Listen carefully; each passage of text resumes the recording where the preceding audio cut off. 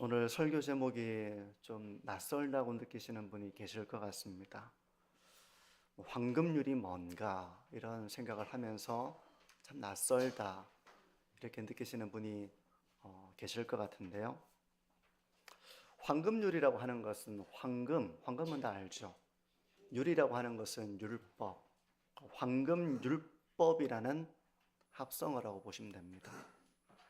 성경에는 오늘 우리가 읽었던 마태복음 7장 12절이 황금율법으로 유명합니다. 라이프 성경사전은 이 황금률에 대해서 이런 설명을 하는데 한번 들어보십시오. 예수님의 산상보훈 가운데에서 남에게 대접을 받고자 하는 대로 너희도 남을 대접하라는 가르침을 말합니다. 황금률이 이런 말씀이라는 것이죠. 이는 성도가 세상을 살아가면서 대인관계에서 가장 염두에 두어야 할 대원칙, 곧 보석으로 따지자면 마치 황금과도 같은 만고불변의 소중한 진리이기에 학자들 사이에 이런 별명이 붙여진 것으로 보입니다.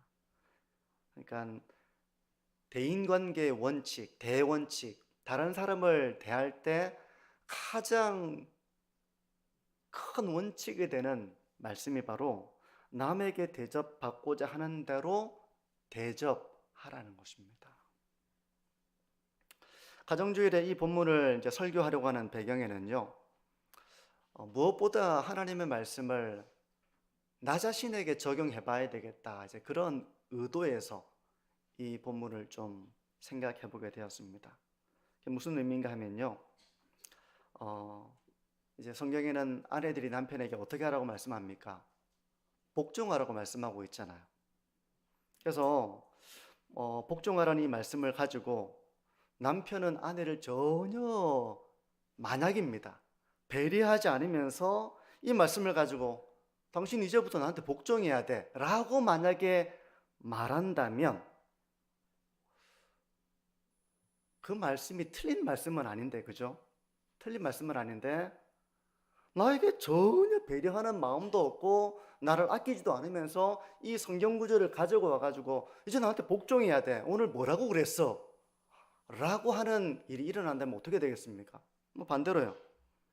남편에게 주시는 하나님의 말씀은 아내에게 어떻게 하라는 것입니까?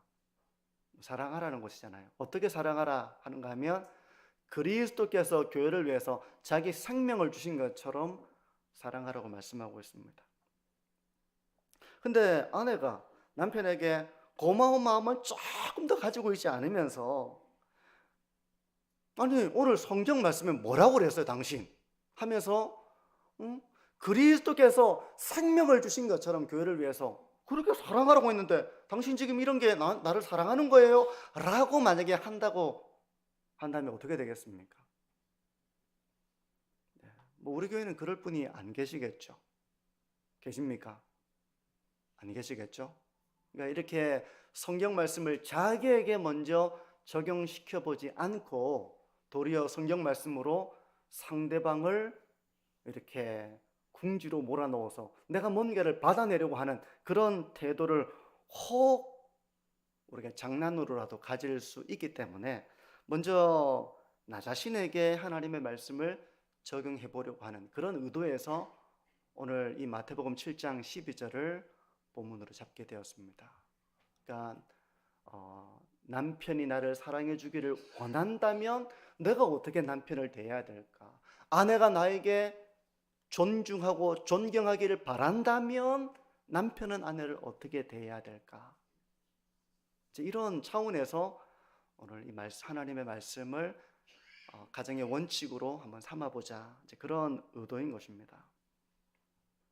그래서 오늘 가족 상호 간의 관계에 대해서 이 성경의 권면들을, 여러 권면들을 황금률이라고 하는 대원칙 안에서 좀 생각을 해보려고 해요. 그래서 부부 관계에 대해서도 이 대원칙 안에서 먼저 말씀을 가지고 나에게 복종해, 나를 사랑해, 이렇게 주장만 하기보다는 어떻게 이런 황금률의 원칙 속에서 내가 아내를 대해야 될지, 아내가 남편을 대해야 될지, 그렇게 결혼한 분들은 배우자를 내가 어떻게 대하고 있는가, 자기 자신에게 먼저 이 말씀을 좀 적용시켜 보시기를 바라고요. 또한 부모와 자녀 사이에서 부모는 자녀를 어떻게 대하고 있는지, 또 자녀들은 부모를 어떻게 대하고 있는지, 이 황금률이라고 하는 대원칙 속에서 먼저 자기를 좀 돌아보는 그런 시간이 되었으면 합니다.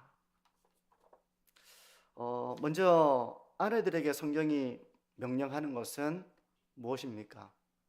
남편에게 복종하라는 것입니다. 이 말씀이 우리 여자 성도님들 가운데는 조금 불편하게 들리시는 분이 계실 수도 있어요. 이제 이런 배경, 풍성한 배경에 대한 그런 설명이 필요하겠죠. 에베소서 5장 22절은 이렇게 말씀합니다. 한번 여자 성도님들이 한번 읽어보시겠습니까? 읽어보겠습니다. 시작. 아내들이요.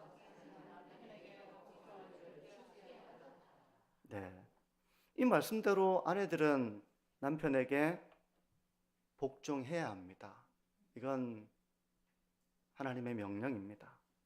교회가 교회의 머리 대신 그리스도께 복종하는 것처럼 아내들은 그렇게 남편에게 복종해야 한다는 것입니다. 그러니까 이걸 우리가 가볍게 생각하면서 이걸 불편하게 여기기보다는 이 말씀 가운데는 심오한 그런 영적인 진리를 우리가 깊이 생각해 봐야 되겠죠. 근데 이렇게만 이야기하고 넘어가면 말씀드린 것처럼 어떤 사람은 아내를 전혀 배려하지를 않습니다. 그리고 아내를 도와주지 않습니다. 그러면서 일방적으로 나에게 복종하라고 하잖아 라고 만약에 이 말씀을 가지고 일방적으로 주장할 그런 유혹을 받을 수도 있겠죠. 혹시 그런 유혹 받아보신 적 없습니까? 말씀을 나 자신에게 먼저 적용시키기보다는 말씀을 가지고 상대방을 교정시키기 위해서 나는 전혀 아끼지도 않고 배려하지도, 나는 하나님 말씀대로 살지 않으면서 상대방에는 그렇게 살아야 돼 라고 혹시 해보신 적 없으세요? 저는 장난으로 그렇게 해본 적이 있습니다. 장난으로. 남편은 신실하지 않으면서 일방적으로 복종하라는 이 말씀을 주장하는 그것은 바른 말씀의 적용이 아니겠죠. 자기도 하나님 말씀대로 살지 않으면서 상대방에게는 하나님 말씀대로 살아야 돼 라고 하는 것과 같습니다. 그죠? 그래서 만약 누군가 그런 식으로 자신도 지키지 않는 것을 다른 사람에게 지키려고 한다면 그건 권위 있는 권면이나 그런 말이 되기는 어려울 거예요. 그래서 저는 우리 남편 되시는 우리 성도님들에게 이 말씀을 좀 어떻게 하면 아내들이 남편을 향해서 존경하고 남편을 기꺼이 따르기를 원하는 그런 아내가 될 수 있을까? 내가 어떻게 하면 아내가 그런 기꺼이 나를 따르고 나를 존중하고 나를 존경하는 아내가 될 수 있을까? 이렇게 이 대원칙 속에서 이 말씀을 좀 우리가 생각해 보기를 원한다는 것입니다. 그러면 아내가 기꺼이 복종하고 아내가 기꺼이 존경하기 위한 남편의 마땅한 도리, 마땅한 삶은 어떠해야 될까? 여러 가지로 생각해 볼 수 있겠죠. 저는 오늘 잠언의 말씀을 가지고 이걸 좀 적용해 보기를 원하는데요. 잠언 5장 18절과 19절은 이렇게 말씀을 합니다. 내가 젊어서 취한 아내를 즐거워하라. 그는 사랑스러운 암사슴 같고 아름다운 암노루 같으니 너는 그의 품을 항상 족하게 여기며 그의 사랑을 항상 연모하라. 그러니까 이 지혜자는 남편에게 말합니다. 네가 젊어서 취한 아내를 즐거워하고 항상 연모하고 항상 족하게 여겨라. 그렇게 남편에게 권면을 하고 있는 것입니다. 왜 이런 말을 할까요? 이런 말을 하는 배경이 뭘까요? 많은 사람이 이렇게 하지 못하기 때문에 그런 것입니다. 당연한 말씀이지만 많은 사람이 이렇게 하지 못한다는 거예요. 왜 그럴까요? 여러 가지 이유가 있겠죠. 젊었을 때 아내의 모습을 한번 생각해 보십시오. 젊을 때, 연애할 때, 결혼할 때 결혼하고 아내가 젊을 때 그 아내의 모습은 참 그 젊음을 가지고 있는 모습입니다. 아름답죠. 아름답습니다. 근데 세월 앞에 장사가 있습니까? 세월을 이길 수 있는 사람이 있습니까? 없습니다. 세월이 흐르면서 피부도 이제 막 기미가 생기고 또 피부도 거무튀튀하게 변하고 손도 거칠어지고 이제 아이도 낳고 나면 체형도 변합니다. 살도 찌기도 하고 한마디로 이제 나이가 들어가는 것이죠.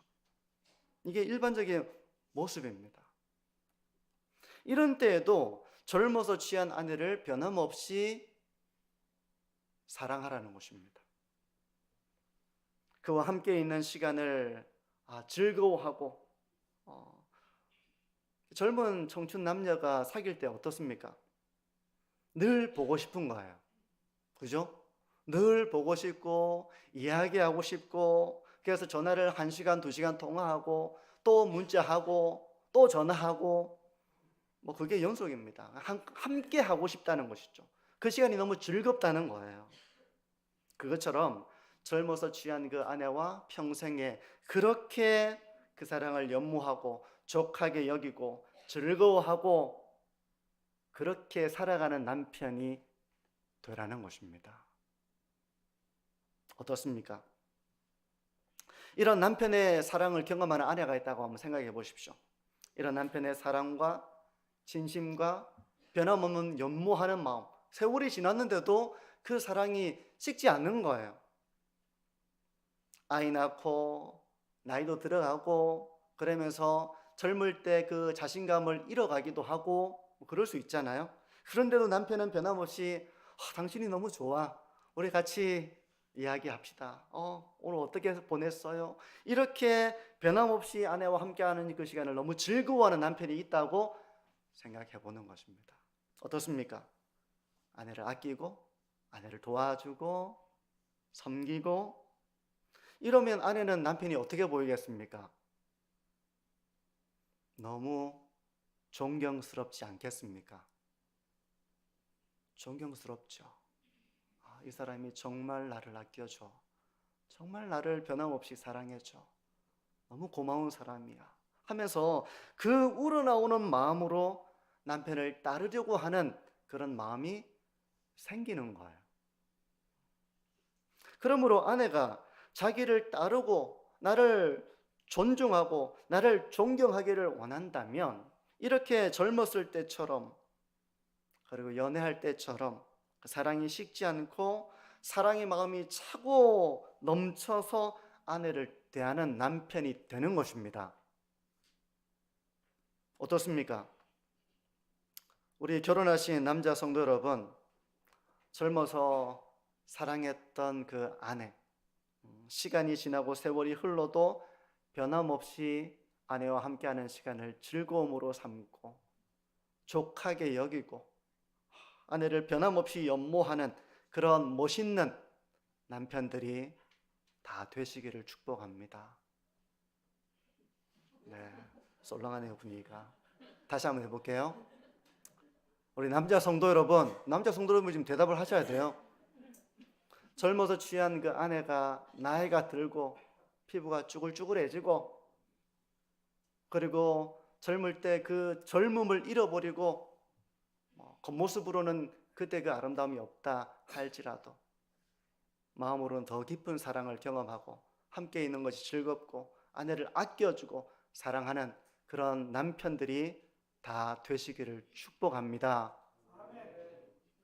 그렇게 하시면 아내는 기꺼이 남편을 따르고 싶어질 것입니다. 남편이 고맙고 남편이 존경스럽고 남편에게 복종하는 그런 마음을 가지게 되는 거예요. 전혀 아내를 그렇게 대하지 않으면서 오늘 성경 딱 설교 듣고 와서 당신 오늘 설교 때 뭐라고 그랬어? 복종하라고 하잖아 라고 하면 자기는 전혀 그 경계에서 룰을 지키지 않으면서 당신은 지켜야 돼, 나는 안 지킬 거야 이렇게 하시면 그 부당한 걸 누가 하고 싶겠습니까? 이제 아내 차례인데요. 성경은 남편들에게 뭐라고 말씀하시죠? 아내를 사랑하라고 말씀하잖아요. 어느 정도로 사랑하느냐라고 했을 때 그리스도께서 교회를 위해서 자기 생명을 주신 정도로 사랑하라고 말씀합니다. 에베소서 2장 5장 25절이에요. 남편들아 아내 사랑하기를 그리스도께서 교회를 사랑하시고 그 교회를 위하여 자신을 주심같이 하라. 예수님께서 교회를 사랑하심으로 자기의 생명을 주셨습니다. 그렇게 한 것처럼 남편들은 그렇게 아내를 사랑하라는 것입니다. 마찬가지로 남편들은 아내를 사랑해야 됩니다. 근데 이렇게만 하고 넘어가면 어떤 사람은 남편에게 고마운 마음 하나도 안 가지고 있으면서 매사에 불평이 많고 바가지를 긁 긁으면서 막 만날 때마다 오늘 당신 설교 뭐 들었습니까? 하면서 사랑하라고 하는데 이게 사랑하는 거예요? 이렇게 만약에 따진다고 생각해 보십시오. 그러면 남편 되시는 성도님들은 맞아 이렇게 기꺼이 그런 마음을 가지기가 어렵겠죠. 그래서 먼저 이 말씀을 자기 자신에게 적용을 해보는 것입니다. 그래서 저는 우리 아내 되시는 성도님들께서 남편이 정말 나를 아낌없이 사랑해 주기를 원한다면 어떻게 남편을 대해야 될까를 생각해 보려고 해요. 남편이 기꺼이 사랑하고 싶은 아내의 모습은 어떤 모습일까요? 여러 가지 모습이 있겠죠. 성경 가운데서 그 하나를 좀 같이 좀 살펴보기를 원하는데요. 잠언 19장 13절에는 이런 말씀이 있습니다. 다투는 아내는 이어 떨어지는 물방울이니라. 이렇게 말씀을 해요. 무슨 의미인지 조금 이렇게 한 번에 와닿지 않을 수 있습니다. 다투는 아내는 이어 떨어지는 물방울이니라. 성신대 신학대학원 구약학 교수인 김정우 교수님은 이 다투는 아내를 어떻게 해석하는가 하면 바가지 긁는 아내로 이렇게 해석을 합니다. 바가지 긁는 아내. 우리 청소년부, 우리 어린이들은 바가지 긁는다는 게 무슨 말인지 잘 모를 수 있겠죠. 쉽게 말해서 남편에게 늘 불평하고 잔소리를 심하게 하는 그런 아내를 말하는 거예요. 어떨 때 이렇게 됩니까? 감사한 마음이 없는 거예요. 감사한 마음이 없으니 매사에 불만을 가지고 있는 겁니다.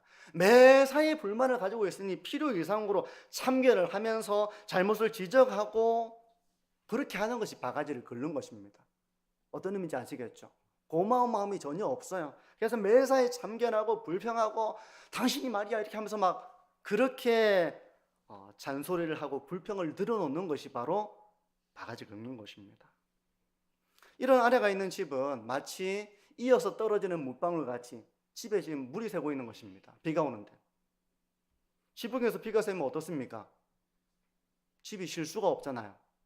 안식처가 되지 못하고 도리어 비가 계속 새니까 제대로 쉴 수 없는 공간이 되어버리는 것입니다.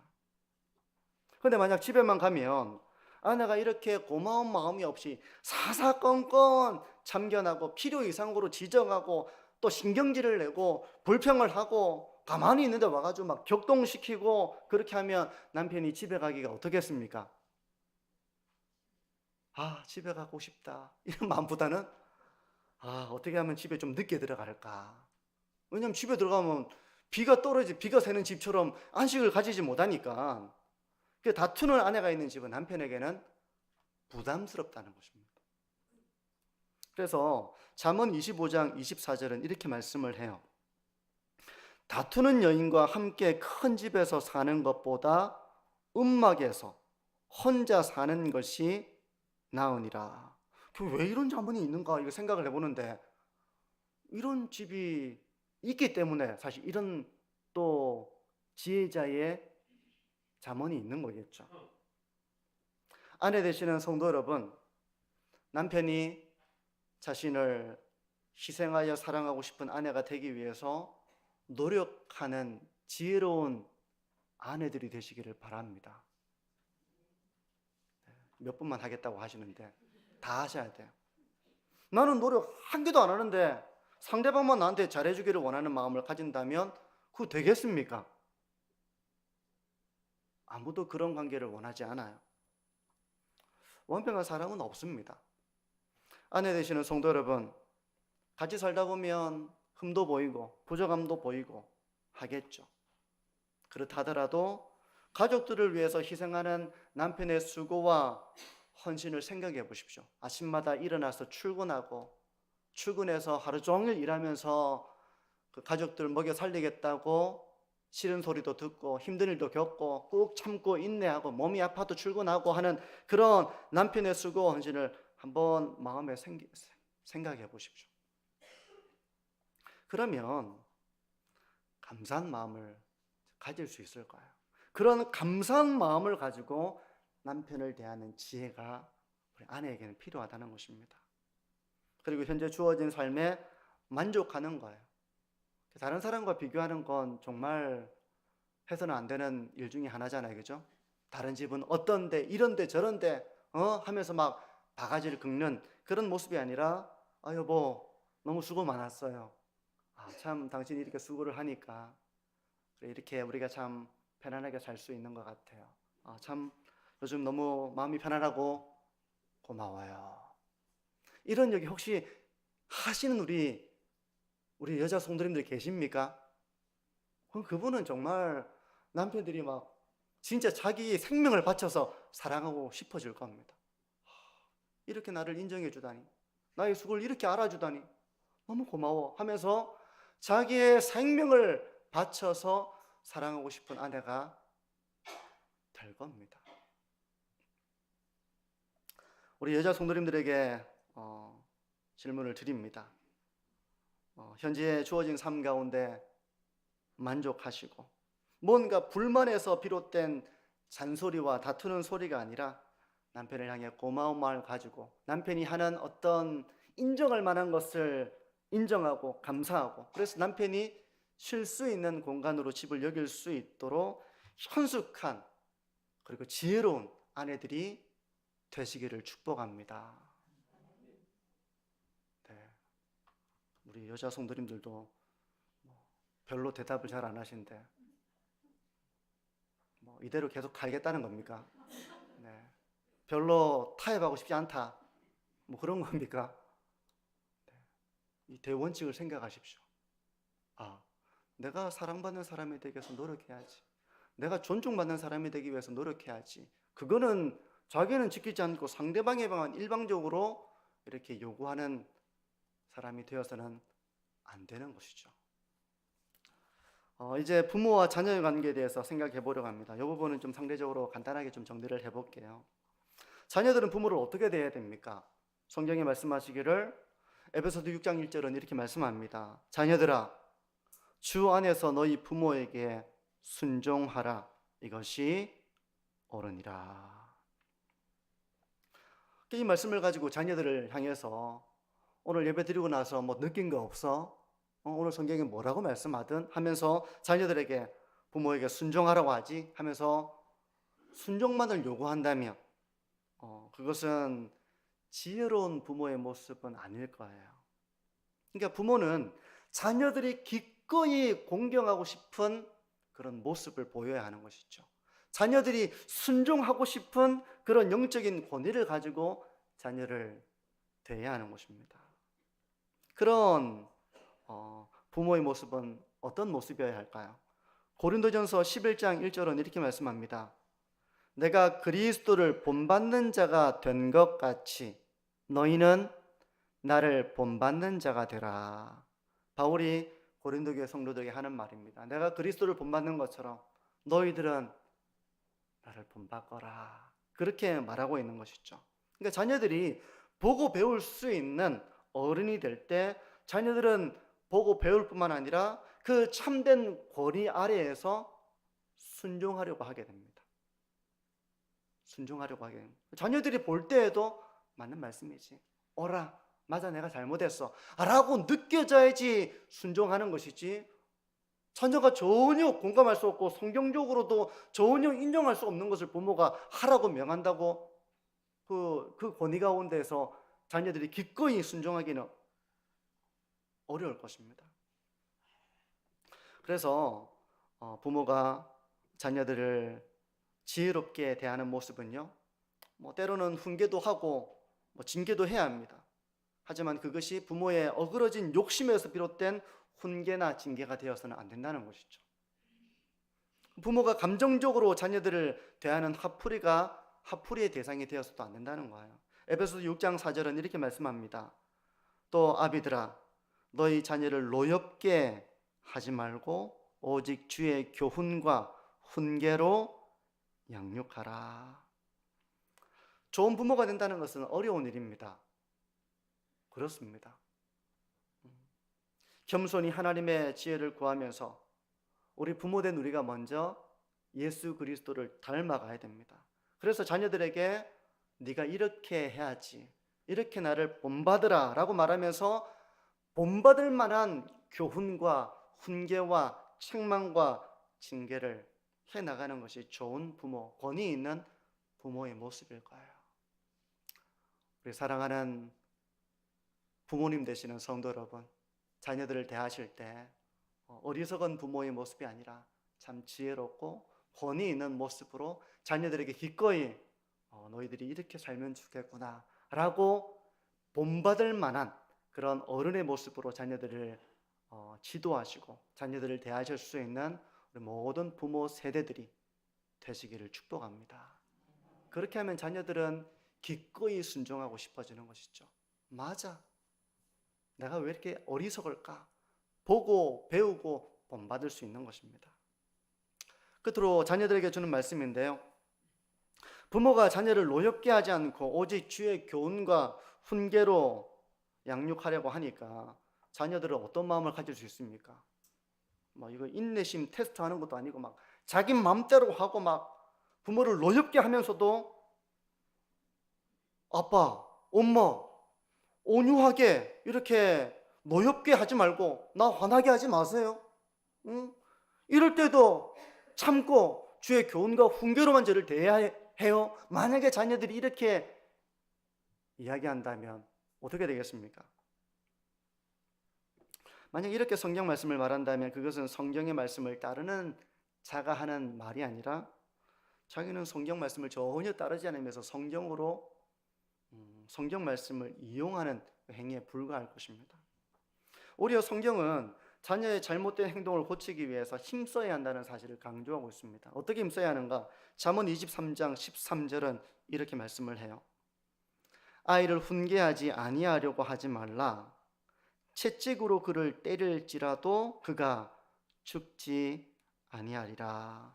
이것은 어린 자녀를 때려도 좋다는 허용의 말씀이라기보다는요, 강조점은 뭔가 하면 자식에게는 부모가 없다는 말씀처럼 자식에게 져서 이 자식을 가르치고 훈계하고 지도해야 되는데 이 자식의 나쁜 버릇을 결국은 부모가 져서 그냥 자식을 이렇게 방관하지 말고 그것을 고치도록 훈계하라는 강조예요. 강조. 근데 이게 얼마나 어렵습니까? 늘 자식하고 실랑이를 해야 되는 이 부모의 삶이라는 건 정말 힘든 겁니다. 부모라고 그렇게 하고 싶겠습니까? 내 자식이니까 그렇게 하는 거죠. 내 자식이니까 바르게 키우기 위해서 그렇게 하는 거예요. 누가 남 같으면 얘가 뭐 어떻게 살든 뭐 생활 습관이 어떻든 약속을 안 지키든 지금 내 자식 챙기기도 어려운데 남의 자식 어떻게 그렇게 챙깁니까? 강조해요.